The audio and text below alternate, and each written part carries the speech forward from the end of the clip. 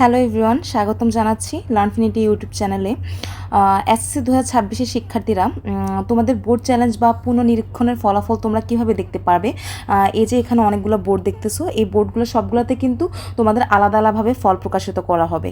তো এখন তোমরা কিভাবে ফলগুলো দেখতে পাবা বা তোমাদের ফলাফল কিভাবে তোমরা দেখতে পাবা, আজকের ভিডিওতে আমি সবগুলো তোমাদেরকে ক্লিয়ার করে জানাবো এবং বলে দিব।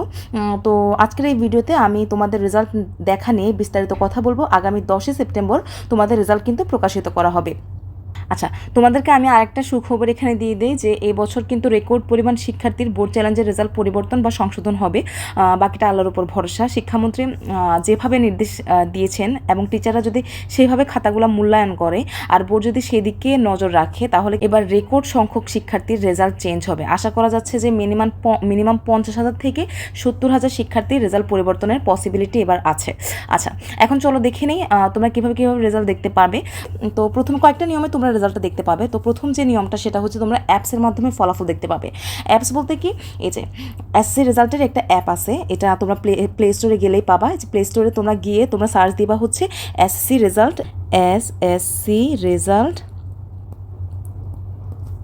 2026 দিয়ে সার্চ দিবা। সার্চ দিলে তোমরা এই কমলা কালার এই অ্যাপটা পাবা। এই অ্যাপটা তোমরা ডাউনলোড করবা। ডাউনলোড করার পরে কি করবা, সেখানে তোমরা এসএসসি রেজাল্ট অপশানে ক্লিক করবা। ডাউনলোড করার পর তোমাদের এসএসসি রেজাল্ট অপশান আসবে, সেখানে তোমরা ক্লিক করবা। রেজাল্ট অপশানে ক্লিক করার পরে তোমাদের এরপরে সামনে আরেকটা এখন অপশান আসবে, সেটা হচ্ছে কি ফল পুনঃনিরীক্ষণের বাটন একটা আসবে, সেটাতে তোমরা ক্লিক করবা। এখানে লেখা থাকবে হচ্ছে ফল পুনঃনিরীক্ষণ, ঠিক আছে, ফল পুনঃনিরীক্ষণ অপশন পাবা, সেখানে তোমরা ক্লিক করবা। ক্লিক করার পরে তোমরা ওখানে আবার একটা অপশান আসবে যে পুনঃনিরীক্ষণের ফলাফলে যাবা। পুনঃনিরীক্ষণের ফলাফলে ক্লিক করার পরে সেখানে তোমাদের যে অনেকগুলো বোর্ড দেখাবে, যে তোমরা যতগুলো বোর্ড থেকে এবারে বোর্ড চ্যালেঞ্জ করা হয়েছে সবগুলো বোর্ড দেখাবে, যে অনেকগুলো বোর্ড আছে।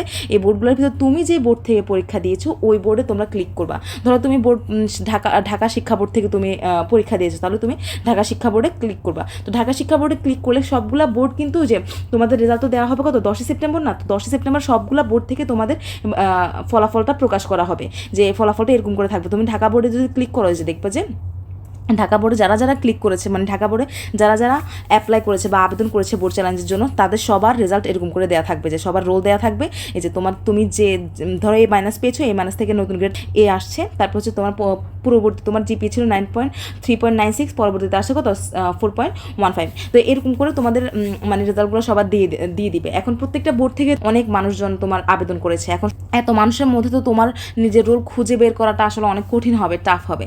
তো এক্ষেত্রে কি করতে পারো, তোমাদের হচ্ছে কি আরেকটা নিয়ম আছে, সেটা হচ্ছে কি এসএমএস এর মাধ্যমে। মানে এসএমএস এর মাধ্যমে বলতে কি, তোমরা তো মানে যখন বোর্ড চ্যালেঞ্জ করেছিলা বা বোর্ড চ্যালেঞ্জে আবেদন করেছিলা, তখন তোমরা এসএমএস দিয়েছিলে না তোমাদের রোল দিয়ে, তো তোমাদের নাম্বারে কিন্তু চলে আসবে তোমাদের রেজাল্টটা। তো এখন এটা হচ্ছে কি সবসময় চলে আসে না, মানে তোমার নাম্বারে সবসময় মেসেজ আসে না, তুমি রেজাল্টটা যে তোমার চেঞ্জ হয়েছে এটা সবসময় অলওয়েজ নাম্বারে মানে তোমার নাম্বারে মেসেজটা আসে না। সেক্ষেত্রে তুমি কি করতে পারবা, তুমি নিজে ওয়েবসাইটে গিয়ে তুমি তোমার রেজাল্ট বের করে ফেলতে পারবা।